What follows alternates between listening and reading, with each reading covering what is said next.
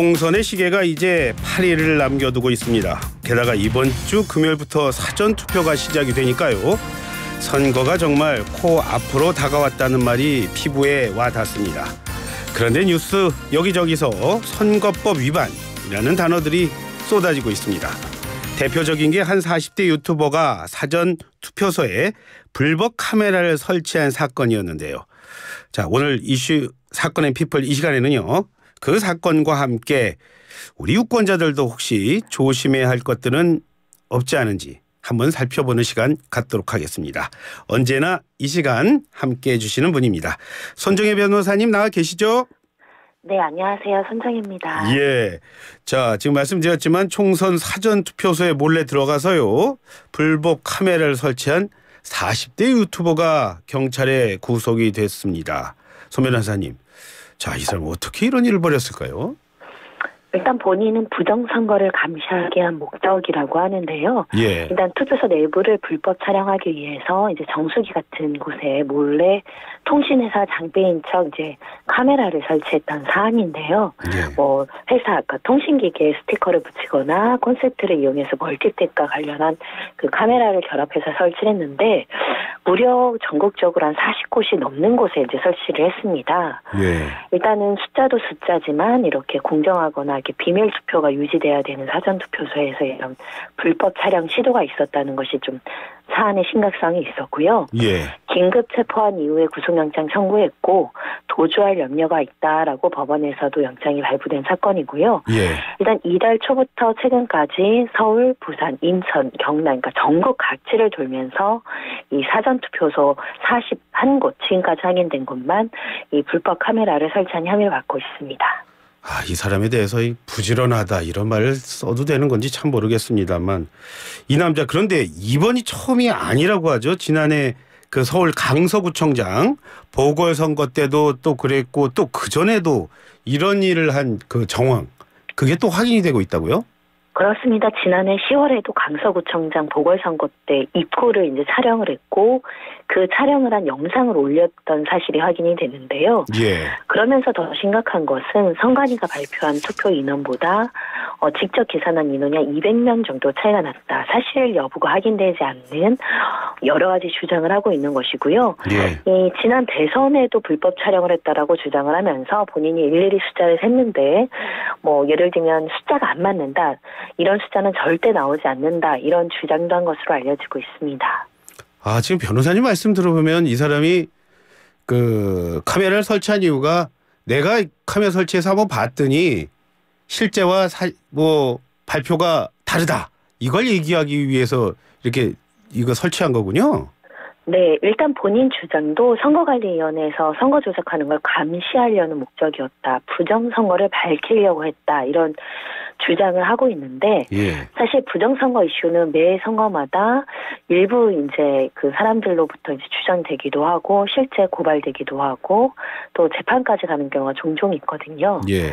근데 이렇게 내가 카메라를 설치했고 그런데 그게 숫자가 맞지 않는다. 이게 사실인지 아닌지 객관적으로 검증이 안 되는 주장을 하다 보면 예. 선거가 굉장히 혼탁하고 또 선거 결과도 못 믿는 사람들이 생기기 때문에 굉장히 악영향을 끼칠 수 있습니다. 요즘 분위기로 봐서 누가 그 카메라 설치해서 확인해 봤더니 다르대더라 이 얘기부터 그런 얘기들 또 금방금방 또 퍼지잖아요, 변호사님. 그렇죠? 네, 그런 민주주의에서 결국은 선거로서 투표 결과가 승복이 돼야 되는데 예. 굉장히 혼탁한 이슈를 가지고 이 선거는 무효다. 예를 들면 선거의 정당성을 무너뜨리는 시도를 할 수 있기 때문에 사실 예. 굉장히 위험한 사고 방식이다. 그런 생각이 들고요. 예. 지난 총선 대선 때도 그 부정선거라고 법원에 재판을 거신 분들이 있었거든요. 예. 구체적인 불법 내용을 주장조차 하지 못했던 사안들도 많았습니다. 그러니까 누가 조작했는지 주체도 밝히지 않고 어떻게 구체적인 어떤 불법의 태양도 밝히지 않은 상황에서 주장만 부정선거다. 예. 사실은 굉장히 좀 우리 사회를 신뢰하지 못하게 하는 주장이 될 수 있을 거라고 생각합니다. 예, 굉장히 진중하신 손 변호사님이 저 정도 말씀하시면은 의미가 참 많이 와 닿습니다. 자, 그런데 변호사님 41곳이라고 말씀하셨잖아요. 그 정도 되면은 관리 소홀 그 얘기 안 나올까요? 실제로 사전 투표소나 이제 전국의 선거소들이 수천 곳이 넘는데요. 일일이 누군가가 다 하나하나 감시하기는 역부족인 상황은 맞는데 그럼에도 불구하고 너무나 무방비 상태 아니냐. 누구나 들어갈 수 있고 누구라도 뭘 설치할 수 있고 그러다 보니까 지금 너무 관리 사각지대 있다라는 이야기를 많이 하고 있는 상황이고요. 특히 뭐 예를 들면 뭐 강당, 주민센터 뭐 이런 데서 이제 투표들 많이 하실 텐데 관리 책임자가 없는 곳들이 있습니다.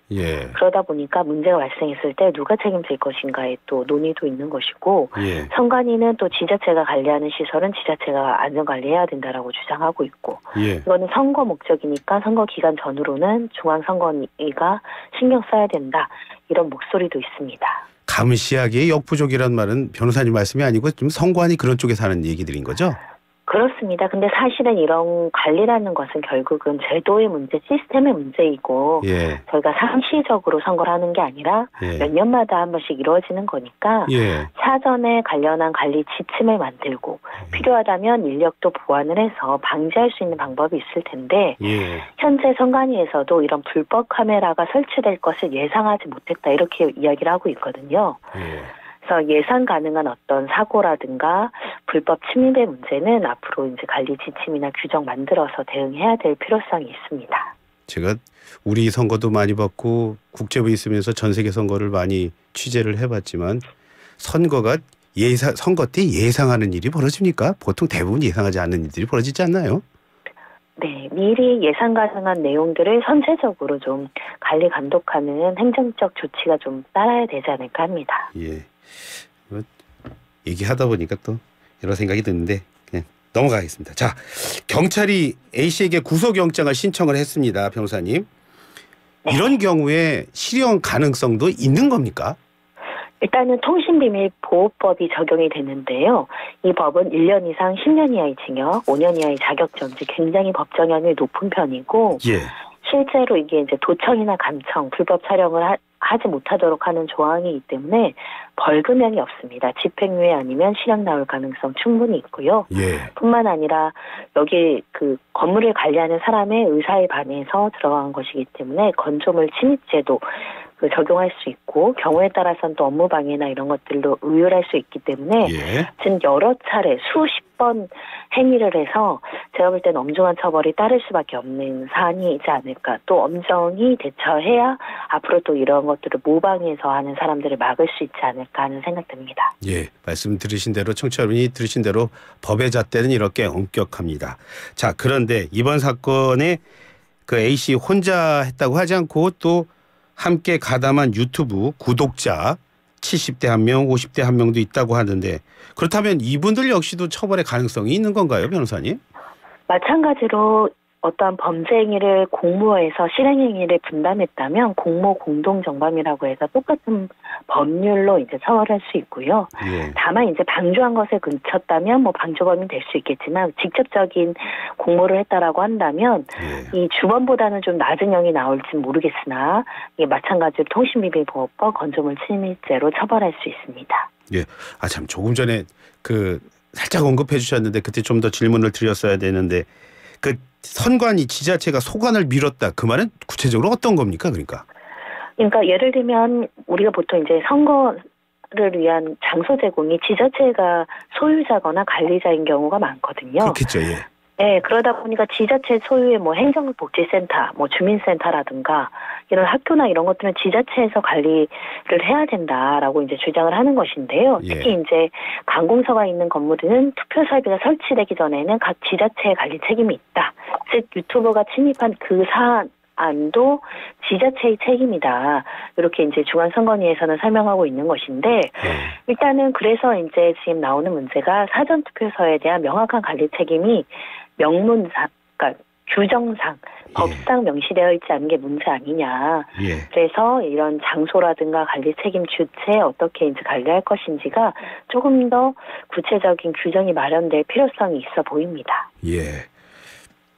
선거 관리만큼은요, 변호사님, 뭐 세계 최고라는 우리가 사실입니다. 그런데 자, 다시 이런 일이 일어나면 안 될 텐데 선관위에서는 뭐 추가적으로 좀 어떻게 하겠다 이런 얘기들은 좀 하고 있습니까? 일단 전국의 모든 투표소, 개표소에 대한 특별 점검 실시한다고 하는 것이고요.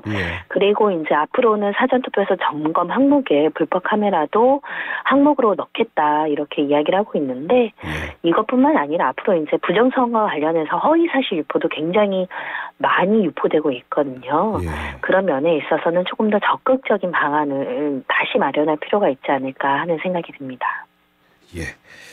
자, 근데 선거법 얘기를 하기로 하면서 가장 이제 본격적인데 청취자 여러분 많이 계신데 뭐 유세 차량 뭐 보이고 뭐 아침 출근할 때 보면은 뭐 마이크 소리 막 확성기에서 퍼지고 있는데 얼마 전까지 마이크 쓰면 안 된다 그 얘기 있었잖아요. 네, 이재명 당대표나 한동훈 위원장 같은 경우도 시장에 가서 마이크를 못 써서 목이 다 쉬어있는 모습 보신 분들이 있을 텐데 공직선거법 59조에 이런 내용이 있습니다. 그러니까 선거운동은 선거기간 개시일부터 선거일까지 할 수 있는데 공직선거운동 기간이라고 합니다.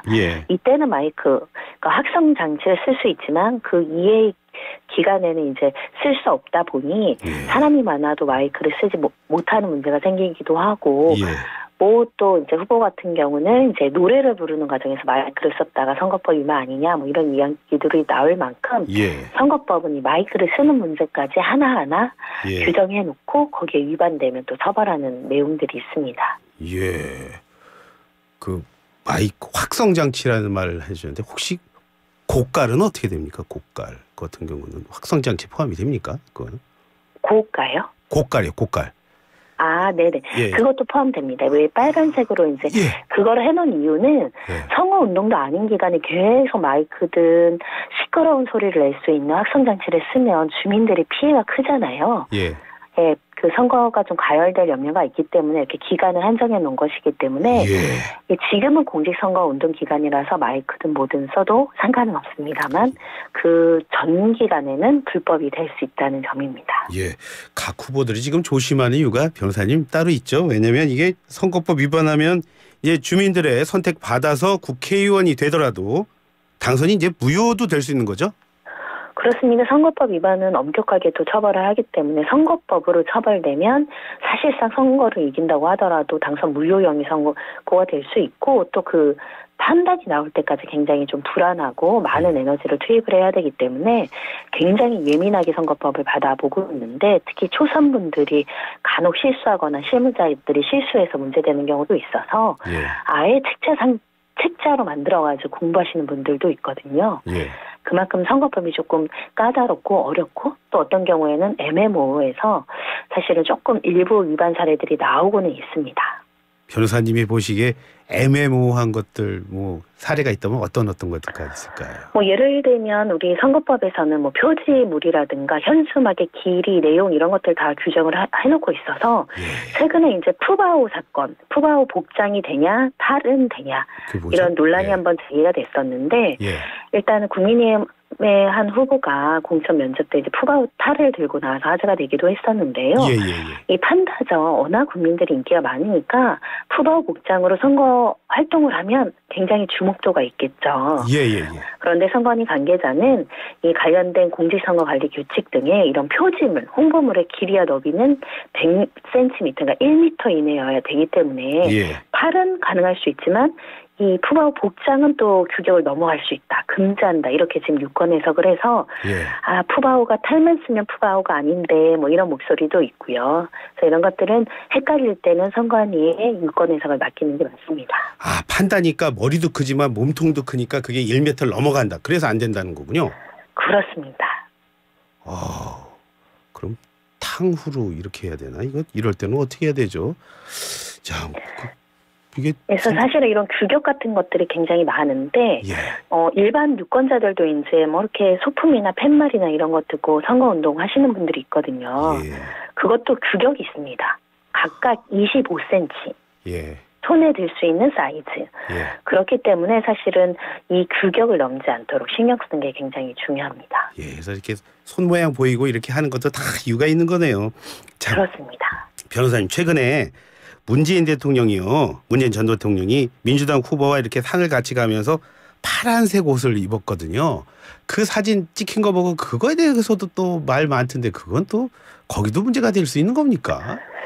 일단은 공직선거법 68조에는요, 후보자, 배우자, 선거연락소장, 선거사무원 등은 선거운동 기간 중에 소속 정당이라든가 기호, 이름, 이런 것들을 이제 표시하는 어깨띠나 여러 가지 규격에 맞는 표찰이나 이런 걸 하게 되어 있거든요. 예. 근데 이에 해당하지 않는 사람은 이 선거용 옷을 착용할 수는 없습니다. 근데 문 전 대통령이 파란색 옷을 입었기 때문에 이건 가능한 건가? 라고 생각하실 수 있는데 색깔은 규정이 안 돼 있으니까요. 표찰, 수기, 마스코트 등으로 특정 정당에 대한 어떤 내용이라든가 후보를 붙여놓지 않은 옷이었습니다. 그래서 이것은 선거법 위반에 해당하지 않습니다. 해당하지 않는다. 자, 지금이야 좀 괜찮다? 괜찮다고 보면 그렇지만 지금이야 좀 그렇습니다만 선거 막판으로 가면은 후보자들도 예민해지고 그리고 또 네거티브로 또 시끄러워질 테고 그럴 거 아닙니까? 그때 되면은 요즘 말 많은 딥페이크, 합성 사진 이런 것들 또 튀어나오지 않을까요? 그렇습니다. 공직선거법이 지난해 이 딥페이크 규정을 들여와서 엄격하게 처벌하겠다라고 하고 있고 7년 이하의 징역, 1천만 원 이상 5천만 원 이하의 벌금이니까 상당히 법적 위험도 높습니다. 그러니까 이 딥페이크로 이제 어떤 후보를 합성을 해서 악의적인 소문을 내거나 이런 경우를 처벌하기 위해서 선거일 전 90일부터 인공지능 기술을 이용한 딥페이크 영상을 제작하거나 유포해서는 안 된다라고 되어 있고요. 예. 그 기간 전이라고 하더라도 AI, 인공지능, 딥페이크라는 것을 반드시 표시하게 되어 있고 표시한 것을 표시하지 않으면 과태료 처분에 처해지도록 되어 있는데 그러니까 여러 가지, 그러니까 진짜가 아닌데 가짜인데 진실인 것처럼 오인해서 이제 잘못된 선거를 할까봐 마련한 규정이고요. 예. 그래서 이 딥페이크를 이용해서 실제와 구분하기 어렵게 이렇게 만드는 것은 처벌 가능합니다. 그러니까 참 많이 복잡해졌는데, 자 그렇게 복잡해진 게 말이죠. 유권자, 그러니까 그 피선거인뿐만 아니라 선거인 저차, 그러니까 유권자들도 조심해야 될 게 많이 있다는 그런 얘기를 들었습니다. 매번 선거 때마다 수시로 발생하는 것이 선거 벽보를 훼손하시는 분들입니다. 예. 자꾸 보면 중학생이 잘못, 초등학생이 잘못, 또는 술 취한 취객이 찢은 것 이런 것들이 좀 보도가 되고 있어서 사소한 것 같지만 이것을 또 선거 벽보라든가 이런 것들 흥분해서 찍거나 훼손하면 처벌될 수 있다는 점을 생각하셔야 될 것 같고요. 예. 특히 이제 그 선거 현수막 고정끈을 훼손한 사건들도 있습니다. 이거 고정끈이니까 현수막을 달려면 이렇게 끈 같은 게 달려 있잖아요. 예. 테이프나 끈만 훼손해도 처벌받을 수 있다는 점. 그러니까 실제 지난 21대 총선에는 경북 성주군에서 이 선거용 현수막의 고정끈을 푸른 겁니다. 예. 근데 과일로 잘라서 훼손한 그 사람에게 법원이 이제 벌금형을 선고한 바도 있었는데 좀 보기 싫다라고 생각하시더라도 그거를 찍거나 훼손하거나 끈을 풀거나 해서 현수막의 기능을 훼손하면 처벌받는다라고 생각하셔야겠습니다. 그러니까 도장이 찍혀서 몇 월 며칠까지는 이걸 게시하겠다라고 하는 건 그냥 가는 거지, 그걸 건들거나 찍거나 아유 뭐야 그러고 이렇게 하면 안 된다, 그 말씀이신 거네요. 네, 2년 이하의 징역 또는 400만 원 이하의 벌금형이 처해지도록 되어 있으니까 사소한 행위라도 이 벽보 현수막을 훼손해서는 안 됩니다. 그 현수막에 있는 끈을 잘못 풀더라도요 2년 이하의 징역 400만 원 이하의 벌금을 받을 수 있다는 그런 말씀하셨습니다. 자, 그런데 변호사님이 당장 이번 주 금요일부터 사전 투표합니다. 그러면은 요즘에 나 투표했다 이 인증샷들 다 찍으셔서 SNS에 이렇게 올리곤 하잖아요. 이때 조심해야 될 게 있습니까? 네, 투표소 안에서는 인증사진을 촬영하시면 안 되고 특히 그 기표소 안에서 투표지 촬영하는 경우들이 종종 발생하거든요. 이 경우에도 2년 이하의 징역 400만 원 이하의 벌금에 처해지니까 나 투표했어 자랑하려고 투표지 촬영했다 올리면 SNS 올리면 고발 조치 들어갈 수 있다. 그래서 가능한 한 이런 규정들은 기억하셨다가 인증사진도 이제 투표소 밖에서만 촬영하시는 게 좋지 않을까 합니다. 변호사님, 그건 어때요? 이렇게 나와가지고 나 몇 번 이렇게 해가지고 손가락으로 이렇게 표시해가지고 사진 찍는 그것도 걸리나요?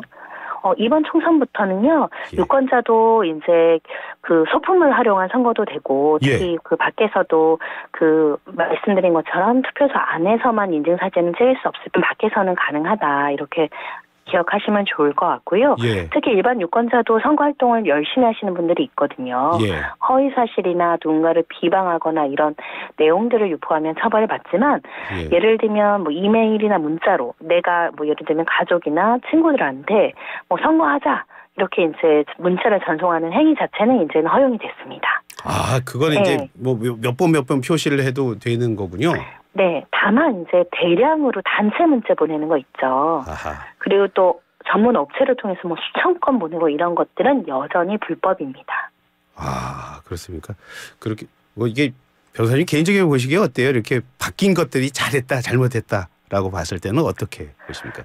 근데 그 선거의 투표율을 높이려면 예. 일반 유권자들도 좀 재미있게 선거 운동을 하는 것이 예. 어떻게 보면 표현의 방식 그리고 예. 어떤 투표를 축제처럼 즐기는 방식일 수 있기 때문에 너무 엄격하게 제한하는 것보다 불법성이나 공정성을 해치지 않는 선에서는 좀 자유롭게 동료 차원에서 일부 조항들을 삭제해 나가는 방식이 낫지 않을까 생각이 들고요. 예. 그래서 이제 조금씩 법이 조금 허용을 해주고 개정이 되고 있는 상황입니다. 예.